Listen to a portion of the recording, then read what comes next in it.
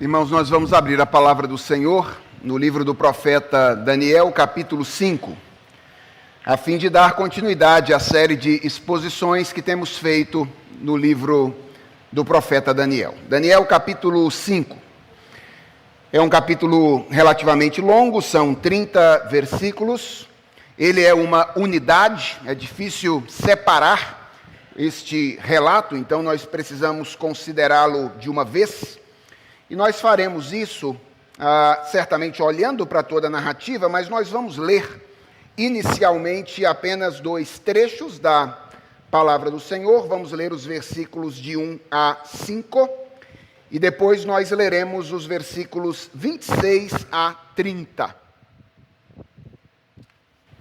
Daniel capítulo 5, versículos de 1 a 5 e depois versículos 26 a 30.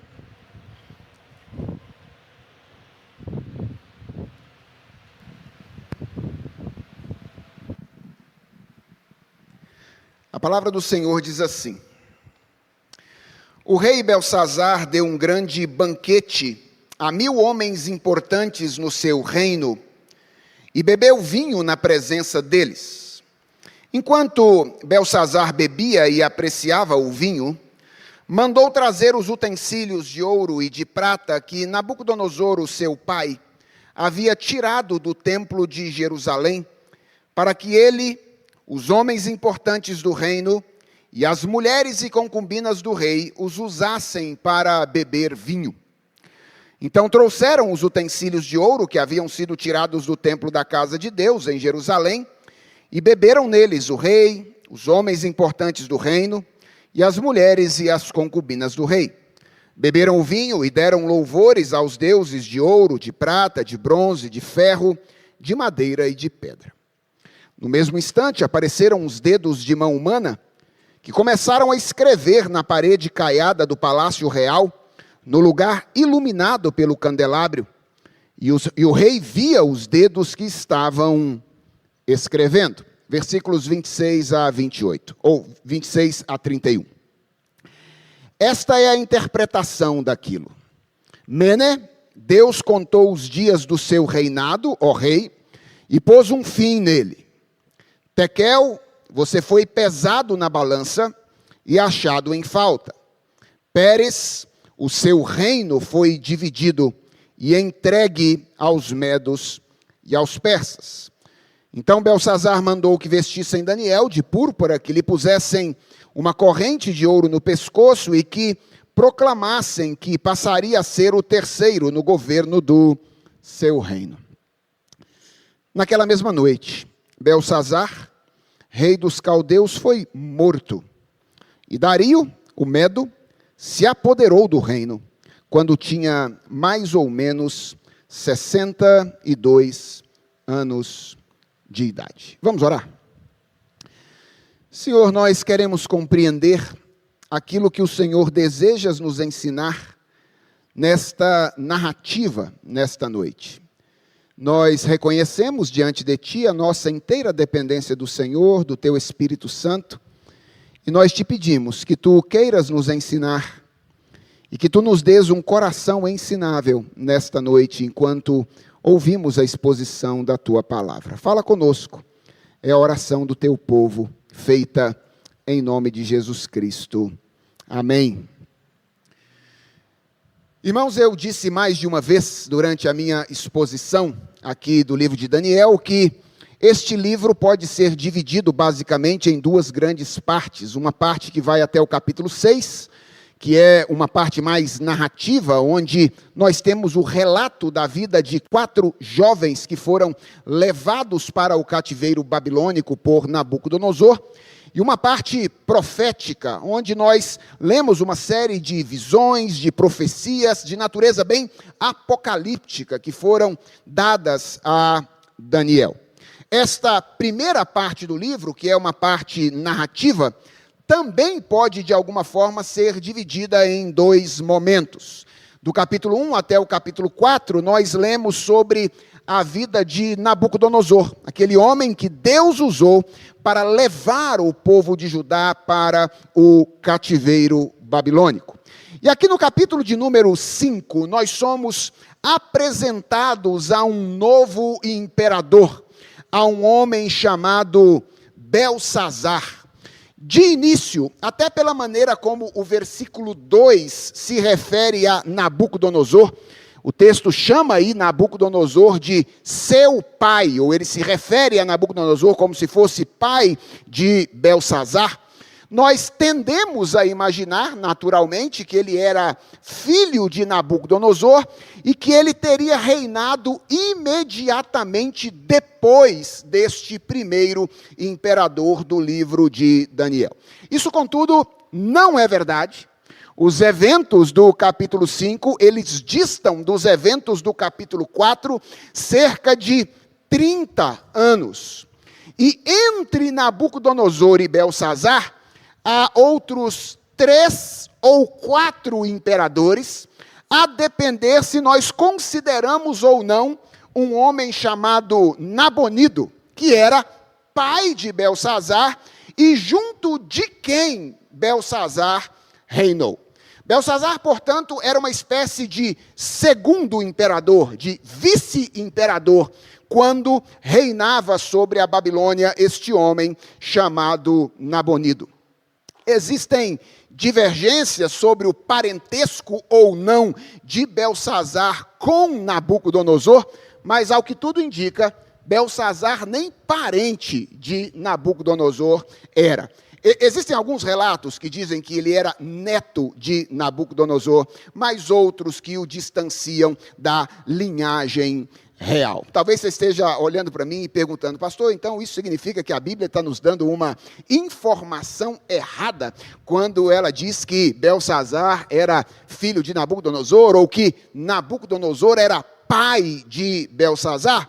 De modo nenhum. Quem conhece a Bíblia sabe que ela fala frequentemente com essa linguagem ou de relações familiares mais distantes, ou até mesmo de outras relações que não são necessariamente relações familiares. Por exemplo, a Bíblia diz que Jesus é filho de Davi. Ou melhor, Jesus referiu-se a si mesmo como filho de Davi. Isso significa que o pai de Jesus era Davi? Certamente que não. Significa apenas que Jesus era um parente distante, era da família de Davi.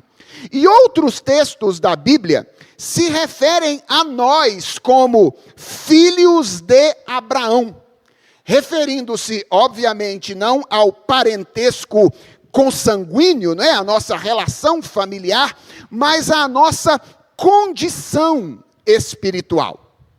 Parece que o objetivo do texto aqui no versículo 2 é mais ou menos esse: é estabelecer uma relação não necessariamente familiar, mas de identificação política.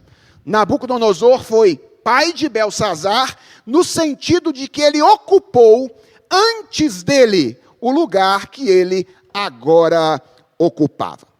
Curiosamente, no entanto, identificação não é tudo o que este relato promove entre Nabucodonosor e Belsazar. E, aliás, essa vai ser a nossa ênfase na exposição desta noite. Vocês vão perceber que Nabucodonosor e Belsazar são apresentados neste capítulo de maneira meio contrastante. Nabucodonosor é apresentado, não apenas aqui, mas em todo o livro de Daniel, como um personagem ambíguo. Ao mesmo tempo em que ele é o homem que vira bicho por causa do seu orgulho, ele é o grande expansionista militar. Ele é o grande construtor. Nabucodonosor é o tipo de político que provavelmente ganharia o coração dos mais conservadores, porque ele era um homem de fato de grandes realizações, ele era um homem de grandes feitos, embora ele fosse um homem muito orgulhoso. Belsazar não. Em todo o livro há apenas um relato sobre ele. E a imagem que ele transmite é a imagem de um fanfarrão, cujo negócio era diversão exagerada. O negócio de Beltsazar parecia ser bebida e mulher. Veja como é que o relato do capítulo 5 começa.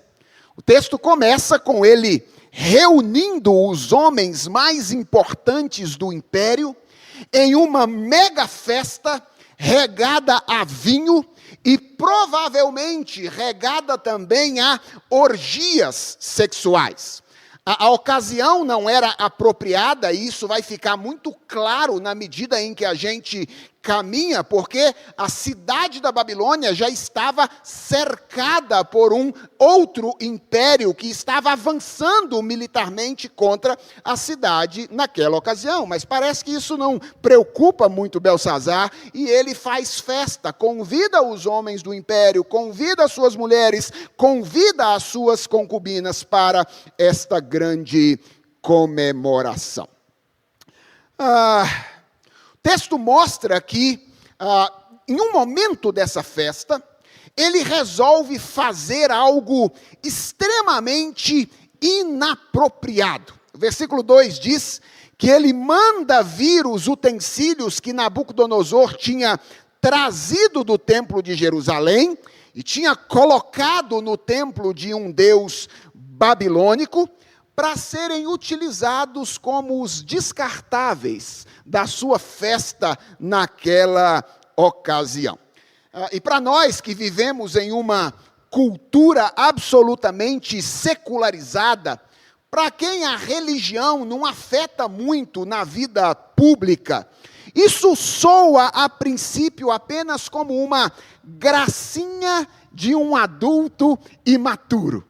Ou seja, Beltsazar está lá querendo fazer um agrado e uma graça com os seus convidados. Mas, irmãos, no contexto de uma cultura religiosa como a cultura antiga era, isto é, na verdade, uma grande afronta. Isso é um ato de zombaria contra Deus. Vejam só, o que Nabucodonosor tinha feito já era algo afrontoso, mas era, por assim dizer, o rito da época. Quando uma nação subjugava outra nação, ela transportava as riquezas religiosas daquela nação conquistada, colocava em um templo dedicado ao seu Deus, como uma espécie de afirmação de que o seu Deus era mais forte do que o Deus da nação que ele havia conquistado. Beltsazar resolve fazer mais. Ele acha isso pouco. E ele resolve, então, zombar do Deus de Israel, transformando os utensílios da casa de Deus em objetos da sua diversão promíscua. E é interessante como a ênfase do relato está exatamente na natureza religiosa deste ato. Para o autor do livro de Daniel, isso não é uma mera gracinha de um adulto imaturo. Isto é um ato de natureza religiosa. Vejam no versículo 4, por exemplo, que ele diz que eles beberam o vinho nos utensílios da casa do Senhor, e eles fizeram isso, dando louvores aos deuses de ouro, de prata, de bronze, de ferro, de madeira e de pedra. É quando algo que frequentemente acontece no livro de Daniel, acontece novamente aqui.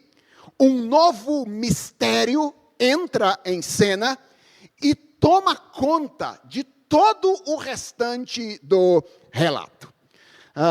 Não se engane, Beltsazar não estava bêbado, quer dizer, talvez ele até estivesse bêbado a essa altura do campeonato, mas o que ele viu não foi apenas uma alucinação promovida pela embriaguez. E é muito interessante como o autor do texto deseja deixar isso muito claro. quando ele relata os sonhos que Nabucodonosor teve, lá no capítulo 2, ou então lá no capítulo 4, o autor não faz nenhuma cerimônia em relatar esses acontecimentos de maneira subjetiva, dizendo, isso foi algo com o que Nabucodonosor sonhou, isto foi algo que ele viu. Veja que curioso, aqui no capítulo 5, ele descreve não subjetivamente, mas objetivamente os acontecimentos. Ele até diz, no finalzinho aí do versículo de número 5, que o rei viu os dedos que estavam escrevendo. Mas veja que antes de dizer que isso foi algo que o rei viu, ele diz, apareceram uns dedos de mão humana e começaram a escrever na parede caiada do palácio real, no lugar iluminado do candelabro. Ou seja, isso não foi apenas uma coisa que Belsazar enxergou, não foi apenas algo que ele viu, foi algo que de fato aconteceu e que todas as pessoas que estavam presentes enxergaram naquela ocasião. Uma mão, ou dedos humanos, é o que diz literalmente aqui, começam a escrever alguma coisa na parede. E todo o restante do capítulo, o drama do capítulo 5 de Daniel, girará em torno daquilo que estava escrito nesta parede e daquilo que a inscrição que estava lá significava. E o ápice dessa narrativa é quando as palavras que compunham a inscrição são reveladas e interpretadas por Daniel. Bem, certamente você já leu essa história algumas vezes. Se você frequentou uma escola dominical quando você era criança, certamente você já ouviu essa história ser contada algumas vezes pelas suas professoras. E você sabe que essa inscrição na parede nada mais era do que uma profecia a respeito do final do reinado de Belsazar, que foi precipitado pelas ações dele em relação ao Deus de Israel. Então, você já sabe qual é o final da história. E nós vamos caminhar em direção a este final. O interessante é perceber como o narrador encaminha o leitor do texto para lá, dando indicativos paulatinos da derrocada, da humilhação deste imperador engraçadinho, esse adulto imaturo, este homem que deseja zombar do Senhor, chamado Belsazar. O primeiro indicativo interessante que a gente encontra no texto é a descrição da condição de Belsazar diante daquele evento sobrenatural. Está aí nos versículos 6 até o versículo 9. Acompanhe comigo a leitura da passagem. O texto diz assim: então, depois que a mão apareceu e ele viu esta mão, o semblante do rei empalideceu, e os seus pensamentos o deixaram perturbado. As suas pernas bambearam, e os seus joelhos batiam um no outro. O rei ordenou em voz alta que fossem chamados os encantadores, os caldeus, os feiticeiros. O rei disse aos sábios da Babilônia: aquele que ler o que está escrito na parede e me declarar a sua interpretação, será vestido de púrpura, receberá uma corrente de ouro para pôr no pescoço, e será o terceiro homem mais importante do meu reino. Então entraram todos os sábios do rei, mas não puderam ler o que estava escrito na parede, nem revelar ao rei a sua interpretação. Com isso, o rei Belsazar ficou muito perturbado, e o seu semblante se tornou cada vez mais pálido, e os homens importantes do seu reino estavam perplexos. Veja como é que o texto descreve a reação de Belsazar como uma reação absolutamente humilhante. O texto diz que ele ficou morrendo de medo quando ele enxergou aquela mão que estava escrevendo na parede. Ele ficou pálido, ele ficou confuso, ele ficou de pernas bambas, e o texto diz que ele ficou com os joelhos batendo um no outro. Essa, de fato, é uma imagem que chega a ser cômica, de descrição, de humilhação deste governante. Mas ela ainda pode ficar pior do que parece.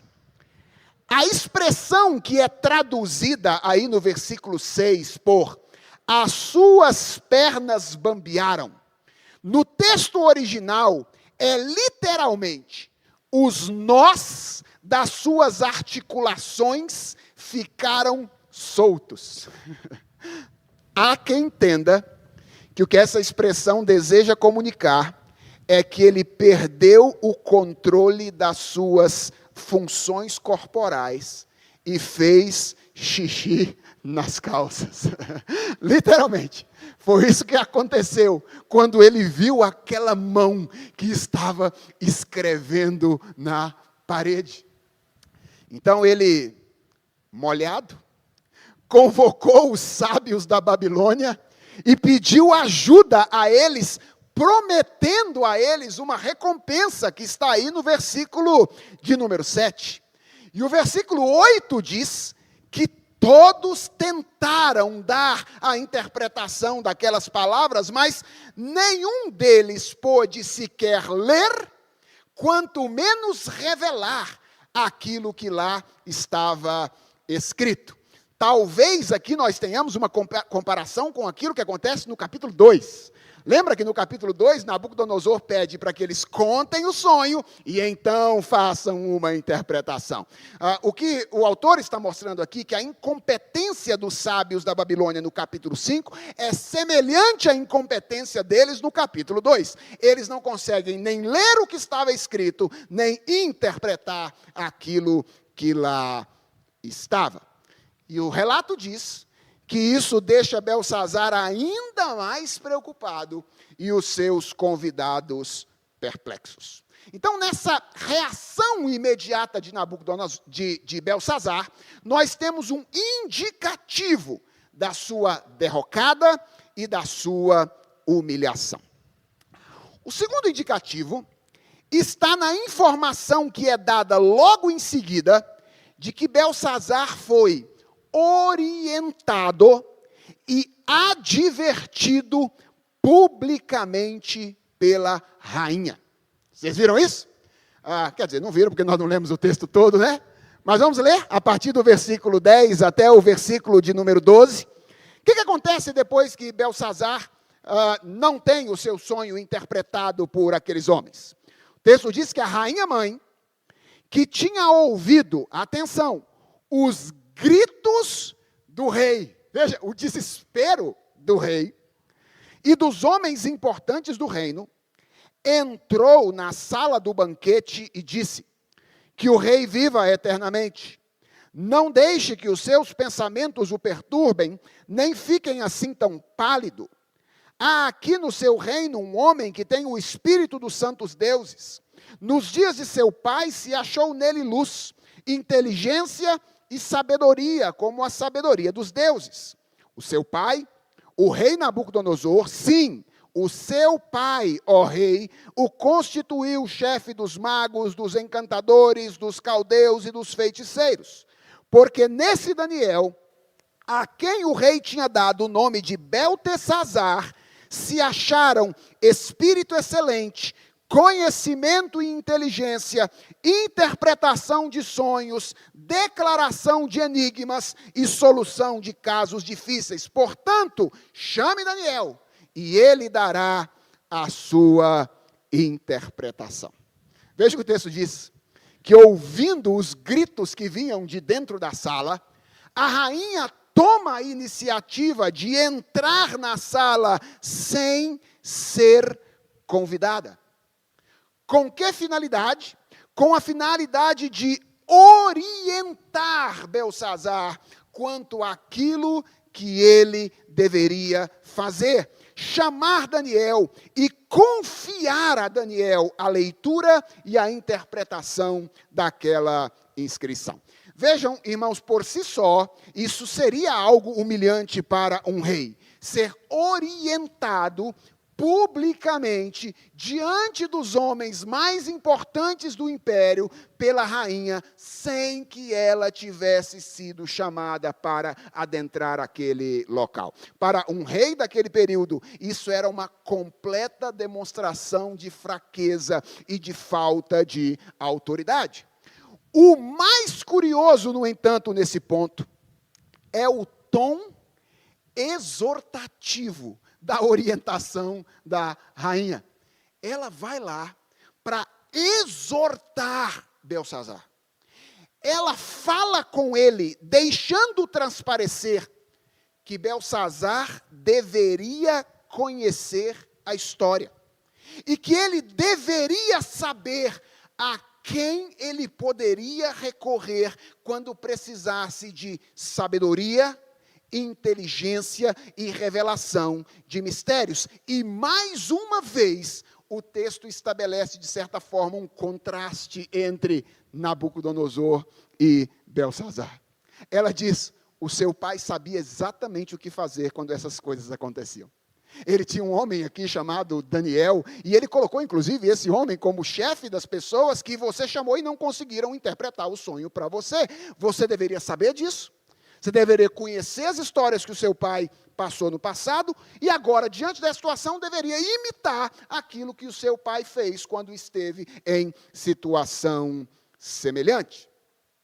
Portanto, o texto vai sendo construído e nos encaminhando ao seu ápice, mostrando gradual e lentamente Belsazar sendo humilhado, o que também acontece de maneira indireta no contato que ele tem com Daniel. Se você der uma olhadinha aí dos versículos 13 até o versículo 17, Belsazar podia ser um homem orgulhoso, mas bobo ele não era. Quando a mulher dele entrou na sala e falou com ele o que ele tinha que fazer, o que ele fez? Obedeceu, certo? Ele foi lá e fez exatamente aquilo que a rainha tinha dito que ele deveria fazer. Chamou Daniel. E o que eu quero que você perceba é que, ao contrário da maneira como o livro apresenta a relação entre Nabucodonosor e Daniel, o contato de Belsazar com Daniel não é lá tão amistoso. Veja, por exemplo, o versículo de número 13. O texto diz assim: então Daniel foi levado à presença do rei. O rei falou com Daniel e lhe perguntou. Preste atenção a essa pergunta. Você é aquele Daniel dos exilados de Judá que o meu pai trouxe de Judá? Essa pergunta é muito curiosa, porque quando a rainha apresenta Daniel a Belsazar, ela apresenta dizendo, Daniel foi o homem que o seu pai, Nabucodonosor, colocou como chefe dos sábios da Babilônia. Mas quando ele chama Daniel para falar com ele, ele não faz referência a isso. Ele faz referência à condição original de Daniel de escravo na Babilônia. Ele não fala nada sobre Daniel ter sabedoria reconhecida no passado do império. Ele diz, você é o escravo que o meu pai trouxe quando ele trouxe o pessoal da Babilônia? E ele faz questão de deixar claro o ceticismo dele em relação ao trabalho e à competência de Daniel. Veja o versículo 14. Ele diz assim, tenho ouvido dizer a seu respeito que o Espírito dos deuses está em você, e que em você se acham luz, inteligência e excelente sabedoria. Percebeu como é que ele demonstra ceticismo? O que ele diz a Daniel, me contaram aí, algumas pessoas me falaram que você eventualmente teria competência para interpretar alguns mistérios. Ele quer deixar claro que ouvir falar e crer e confiar são coisas absolutamente diferentes. Além de fazer referência à origem de Daniel, a origem como escravo, ele deixa claro que não confiava nele. Então, Daniel toma a palavra no texto e não deixa por menos, nos versículos 17 em diante. Primeiro, perceba que ele não faz nenhuma menção ao seu passado na Babilônia. O texto diz que então Daniel respondeu e disse na presença do rei: o senhor pode ficar com os seus presentes e dar as suas recompensas a outra pessoa. No entanto, vou ler para o rei o que está escrito na parede e lhe darei a interpretação. Ora, depois de chamar Daniel e dizer, olha, eu ouvi falar a seu respeito, ele então conta o que aconteceu. Está com um problema aí, eu chamei os sábios da Babilônia, nenhum deles teve competência de interpretar para mim, e eu prometi a eles, prometo a você também, se você interpretar o sonho para mim, então eu vou te fazer a terceira pessoa mais importante do meu reino. E aí então Daniel toma a palavra para falar com Beltsazar, e ele também não faz nenhuma referência à sua vida pregressa no reino da Babilônia. Segundo lugar, ele rejeita abertamente as recompensas que haviam sido oferecidas por Beltsazar, deixando muito claro que os seus serviços não estavam à venda. Ou seja, Daniel não estava disposto a manipular as informações para agradar o pagador de um preço. E, finalmente, ele contextualiza o que estava acontecendo através de um discurso que novamente promove um contraste muito significativo entre Nabucodonosor e Beltsazar. Veja só o que diz o versículo 18, ou a partir do versículo 18. Ó rei, o Deus Altíssimo deu o reino a Nabucodonosor, seu pai, bem como grandeza, glória e majestade. Para quem sabe ler um pingo é letra. O que Daniel está dizendo é, Deus deu glória, poder, honra e majestade a seu pai, Nabucodonosor. Ou seja, a você, ele não deu nenhuma dessas coisas. Você acha que tem essas coisas, mas Deus não deu a você nenhuma dessas coisas. E ele continua, por causa da grandeza que lhe deu a Nabucodonosor, pessoas de todos os povos, nações e línguas tremiam e temiam diante dele. Matava a quem queria e a quem queria deixava com vida. Exaltava uns e humilhava outros. O que Daniel está dizendo é, Nabucodonosor era grande. De fato, Nabucodonosor era grande.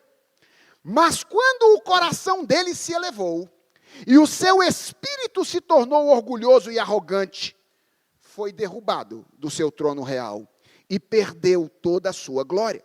Foi expulso do meio dos filhos dos homens, o seu coração foi feito semelhante ao dos animais, e ele passou a morar com os jumentos selvagens. Ele comia capim como os bois, e o seu corpo foi molhado pelo orvalho do céu, até que reconheceu que Deus, o Altíssimo, tem domínio sobre os reinos do mundo, e os dá a quem ele quer.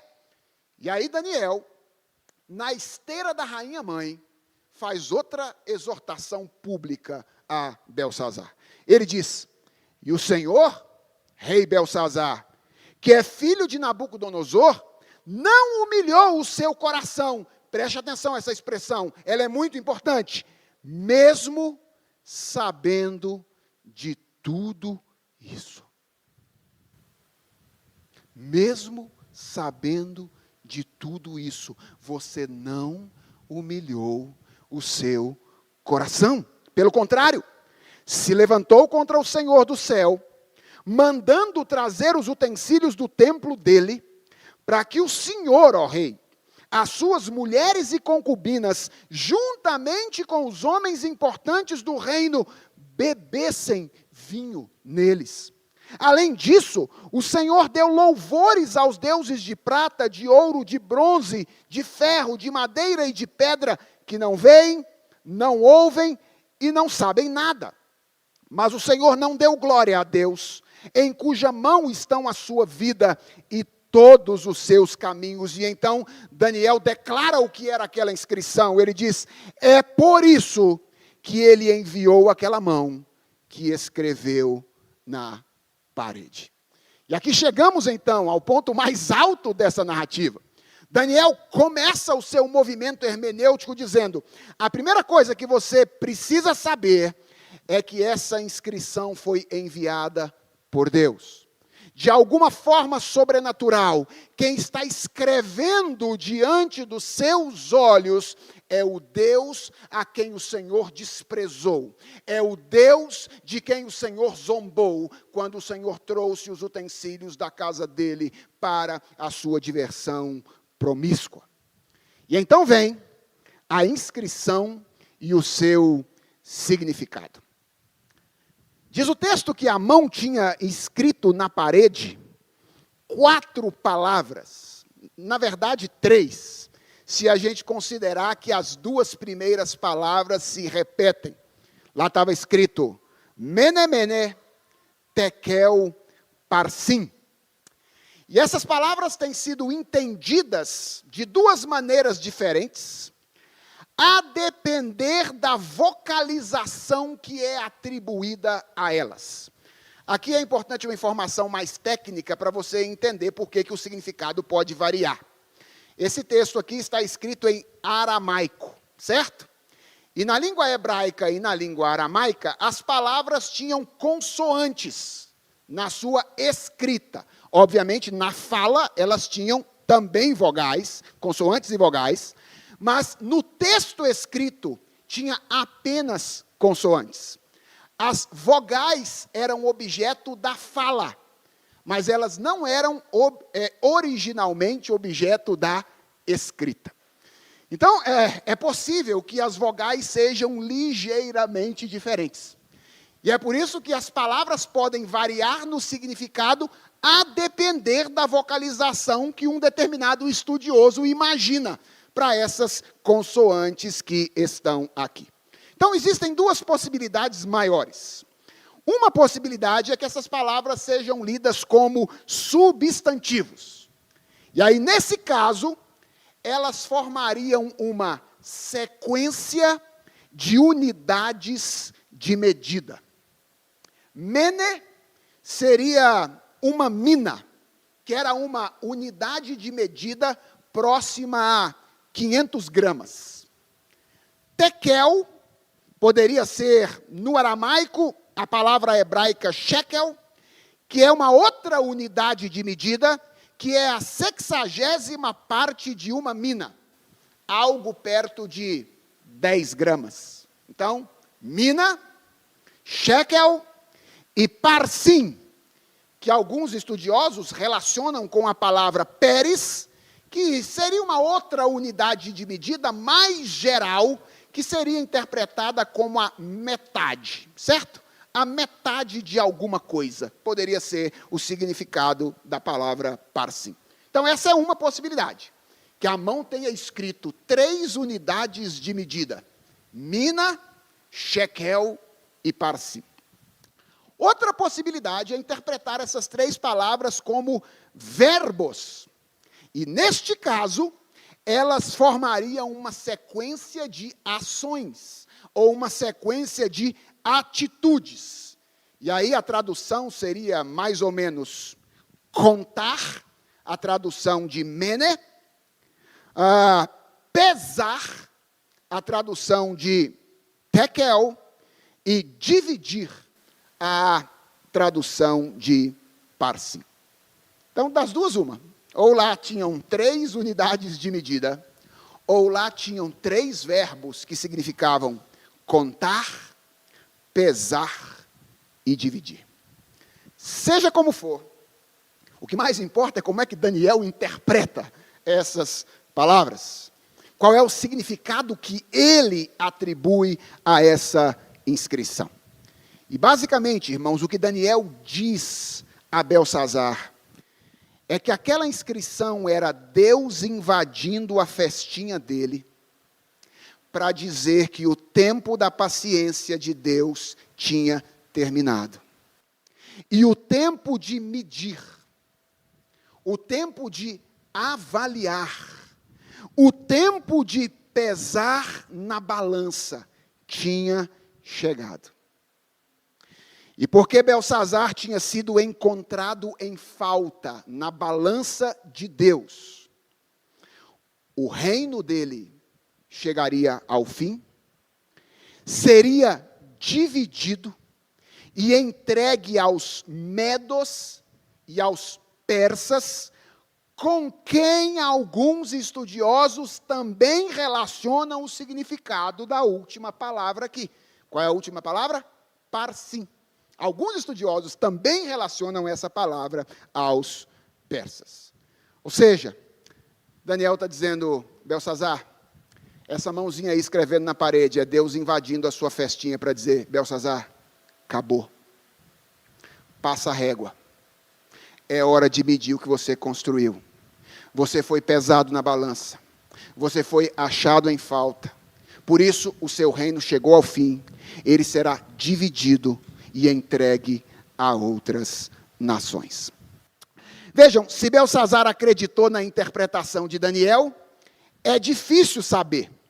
O que a gente sabe é que ele deu a Daniel a recompensa que ele prometeu. Está aí no versículo de número 29. Mas esse é literalmente o presente de grego, né? Porque Daniel recebe de Belsazar, numa noite, o direito de ser o terceiro de um reino. Que terminaria quando? Naquele mesmo dia. Naquela mesma hora. Porque o texto termina dizendo que naquela mesma noite, a cidade foi invadida. E aqui a gente tem clareza da personalidade desse homem chamado Belsazar. Se essa cidade foi invadida, é porque essa cidade já estava cercada por esses inimigos. E lá estava ele fazendo festa enquanto isso estava acontecendo. O texto diz que ele foi morto por aqueles que invadiram a cidade. E Dario se apoderou do reino, dando origem ao que seria o Império Medo-Persa. E esse final, irmãos, obviamente mostra quão tolas eram as pretensões de Belsazar e quão segura é a palavra do Senhor proferida ao longo do livro por Daniel. Porque isto, você se lembra do capítulo 2? É aquilo que Daniel tinha profetizado, interpretando o sonho de Nabucodonosor. O que está acontecendo aqui? A cabeça de ouro está sendo substituída pelo peito de prata. A nova Babel, a Babilônia, estava terminando os seus dias da mesma forma da primeira. Lembra como é que a primeira Babel terminou os seus dias? Com a maldição de um discurso incompreensível. As pessoas não entendiam o que estava sendo dito e se dividiram e se espalharam por toda a terra. A mesma coisa acontece aqui. A nova Babilônia termina com a maldição de um discurso incompreensível e uma divisão imposta pelo juízo de Deus. Irmãos, o que a gente aprende com essa história a respeito desse imperador? Eu diria que esse relato tem muitas coisas a nos ensinar. Por exemplo, esse relato ensina para nós muito claramente que não convém ficarmos impressionados e sedentos pelo brilho deste mundo. Seja o brilho mais real, que é ilustrado aqui por um homem como Nabucodonosor, ou o brilho completamente falso, que é ilustrado aqui por Belsazar. Irmãos, nós vivemos em uma cultura que nos estimula a ficarmos impressionados com tudo que brilha, mesmo que não seja ouro. Corpos construídos na ponta do bisturi, aplicações financeiras pouco seguras, vozes moduladas artificialmente, fama criada simplesmente pela aparição em um programa de TV. Nós ficamos impressionados com o brilho desse mundo, imaginando que tudo o que reluz diante dos nossos olhos é ouro. O que esse texto está ensinando para nós é que diariamente o banquete de Belsazar é colocado diante de nós com a seguinte proposta: dá-me o seu coração, e eu permito que você participe da festa. Toma cuidado. Nem tudo o que reluz é ouro. Fama, fortuna, beleza, poder, parecem coisas muito pesadas aqui e agora.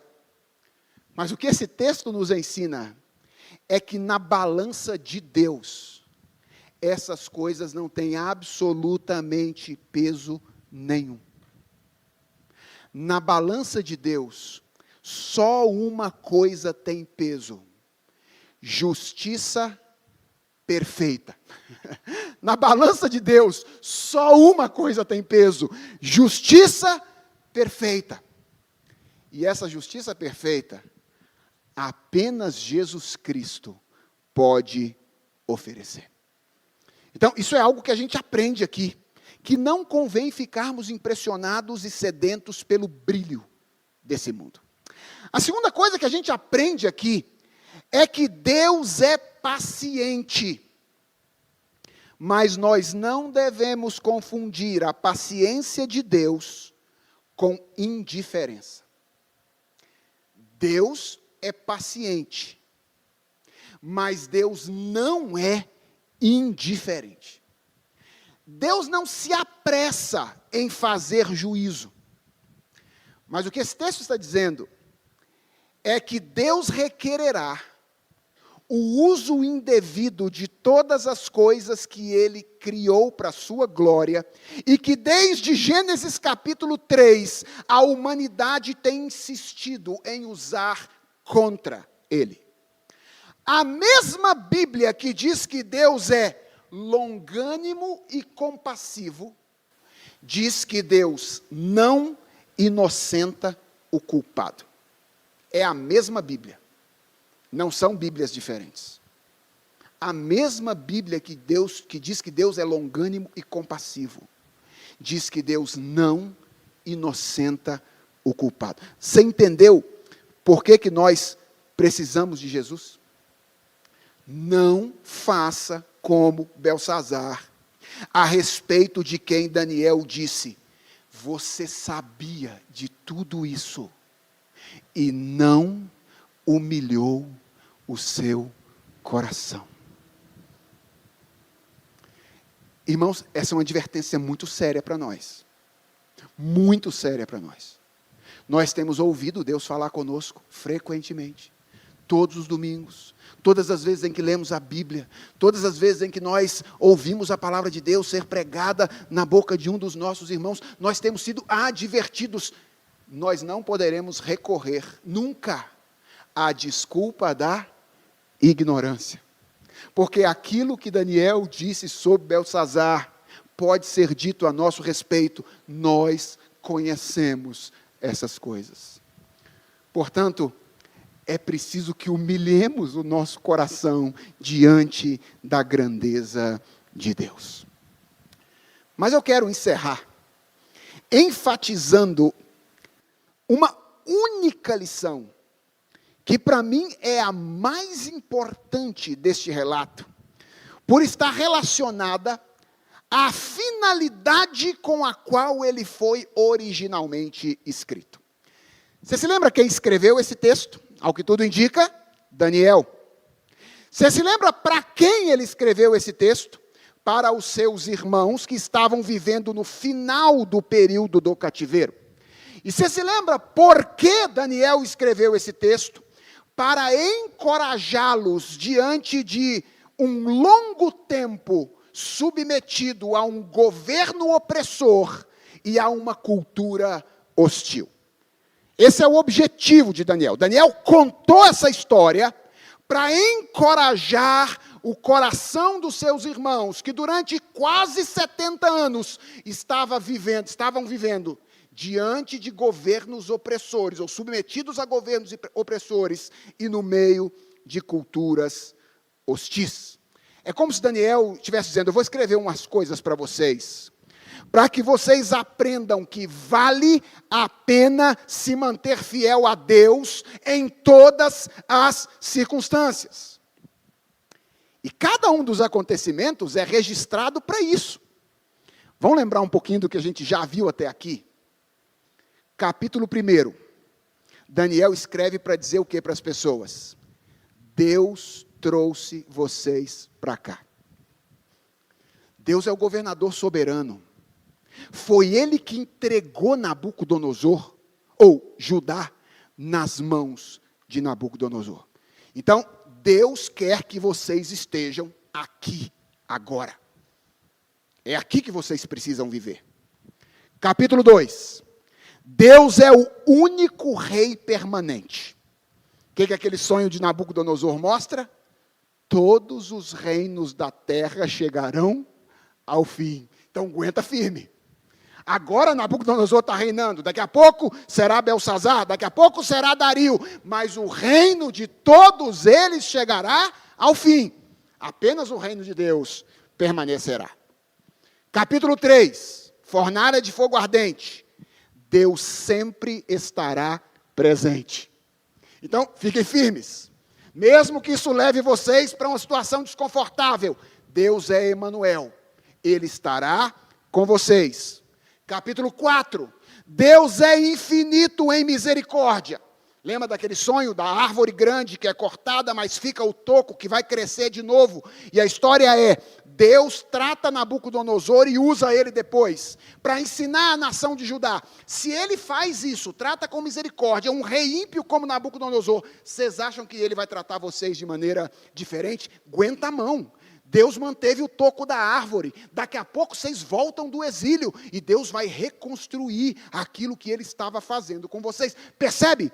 É Daniel o tempo inteiro dizendo para eles: aguentem firmes. Vale a pena se manter fiel ao Senhor, apesar de toda essa condição na qual nós estamos inseridos. E agora nós chegamos no capítulo 5. E a pergunta central que a gente tem que fazer é: o que Daniel quer ensinar sobre Deus, que deve nos ajudar a viver debaixo de governos opressores e culturas hostis, de maneira fiel a Ele até o final da nossa vida? Porque essa é a nossa história, irmãos. Enquanto estivermos aqui, nós viveremos debaixo de governos opressores e em culturas hostis.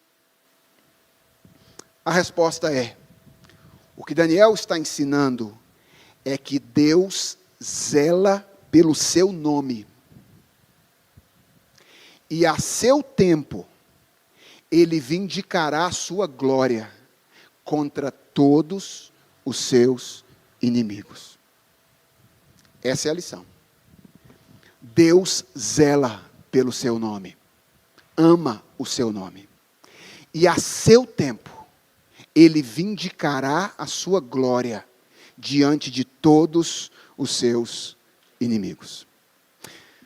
Olha, se você é como eu, uma das coisas que mais deve incomodar você quando a gente está vivendo em culturas que desprezam a Deus e zombam da sua vontade, é o fato de Deus permitir que isso aconteça sem que nada aconteça com os zombadores.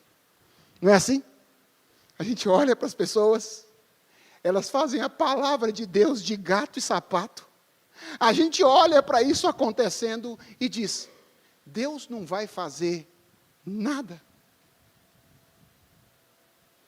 Talvez você se lembre de ocasiões em que você pensou mais ou menos o seguinte: ora, Se Deus não está preocupado com a honra dele, por que eu deveria me preocupar? Já pensou assim? Alguma vez? Se Deus não está preocupado com a honra dele, não faz nada diante das pessoas que fazem a glória dele de gato e sapato, por que eu deveria me preocupar? E sabe qual é a tendência, a tentação que começa a vir no nosso coração? Eu vou fazer tudo o que os outros estão fazendo.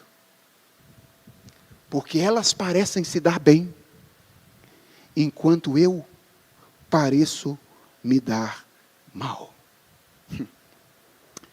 O que essa passagem ensina para você nessa noite não é verdade que Deus não está preocupado com a sua honra. A única verdade é que Deus é paciente, longânimo, mas é apenas uma questão de tempo. Nós estamos vivendo o tempo da paciência de Deus. Mas a Bíblia diz que chegará o momento em que a medida dessa paciência terá se enchido.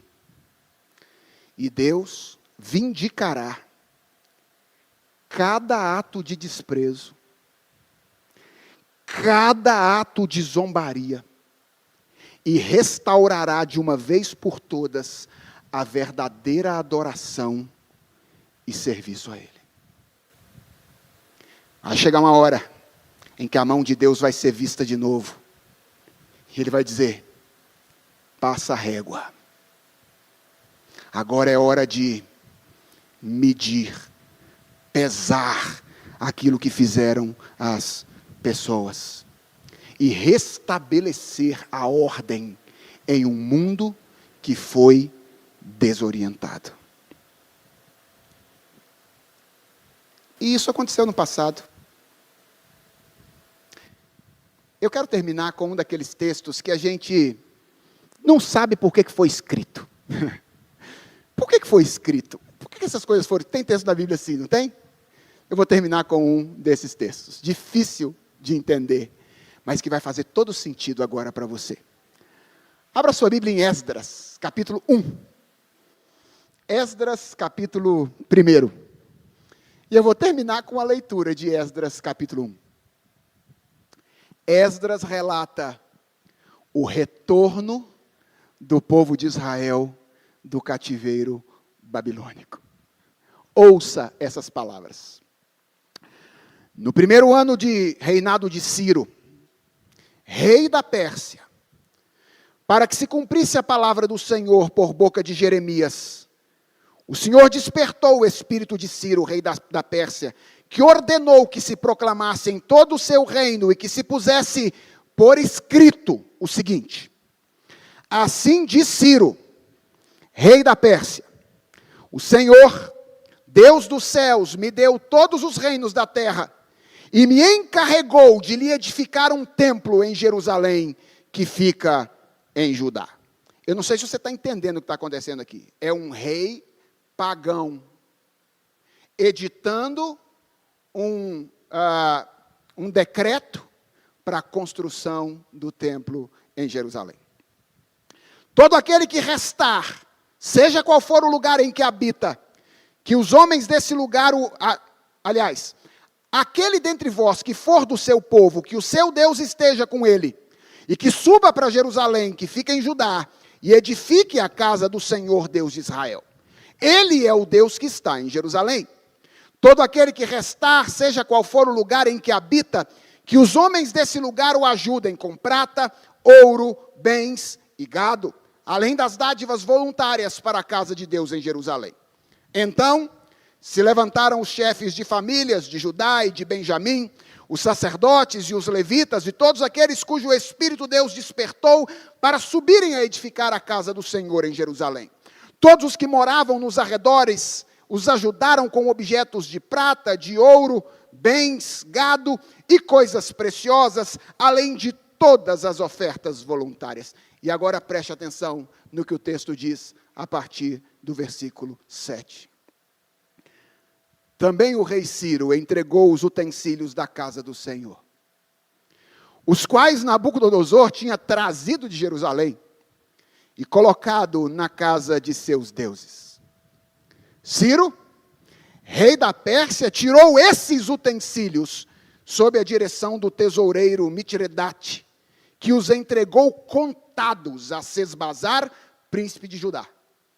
Eis o número deles: 30 bacias de ouro, 1000 bacias de prata, 29 facas, 30 taças de ouro, 410 taças de prata de menor qualidade e 1000 outros objetos.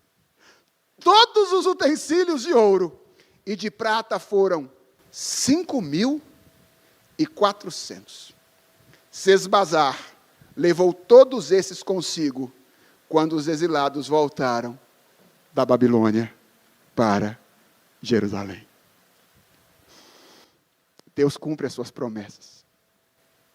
Nabucodonosor tirou do templo em Jerusalém e levou para o templo da casa do Deus da Babilônia. Belsazar, querendo zombar de Deus, tirou da casa do Deus da Babilônia, levou para a sua festa promíscua. Deus restabeleceu o seu povo em Jerusalém e levou de volta cada um dos utensílios que foi tirado de lá. Por quê? Porque Deus cumpre as suas promessas. Nós podemos confiar no Senhor, podemos ser fiéis a Ele, porque Ele ama o seu nome, e vai chegar uma hora em que Ele vindicará a sua glória diante de todos os seus inimigos. Vamos orar? Deus, obrigado pela lembrança dessa verdade nessa noite. Nós confessamos diante de Ti que tem dias que o silêncio do Senhor nos incomoda. Nós somos humanos, nós somos pó. E vivendo em culturas hostis como a nossa, nós vemos tanta coisa que contraria frontalmente a Tua palavra, a Tua vontade. E, Senhor, às vezes ficamos incomodados com o fato de que o Senhor parece estar inerte. Tem compaixão dos nossos olhos, Senhor, e nos ajuda a ver as coisas como verdadeiramente são. Ajuda-nos a perceber que Tu não és indiferente, Tu és paciente. E ajuda-nos, ó Deus, a manter-nos fiéis, mesmo quando a tentação do nosso coração é fazer tudo aquilo que os outros estão fazendo, porque parece que eles não colhem as consequências daquilo que fazem. Tem misericórdia de nós. Não nos deixe agir como quem não conhece ao Senhor. Dá que nós sejamos pessoas puras à luz daquilo que o Teu Filho tem feito em nós. Dá que nós sejamos pessoas justas à luz daquilo que o Teu Filho tem feito em nós. E ajuda-nos a confiar nas Tuas promessas, na certeza de que Tu amas o Teu nome, e de que mais cedo ou mais tarde, Tu vindicarás a Tua glória diante de todos os seus inimigos. Senhor, nós ansiamos por esse dia, e nós Te pedimos, ó Deus, faz isso rápido, para que nós nos alegremos diante do Senhor, como nós desejamos nos alegrar. É a nossa oração, que fazemos em nome de Jesus Cristo, nosso Senhor. Amém.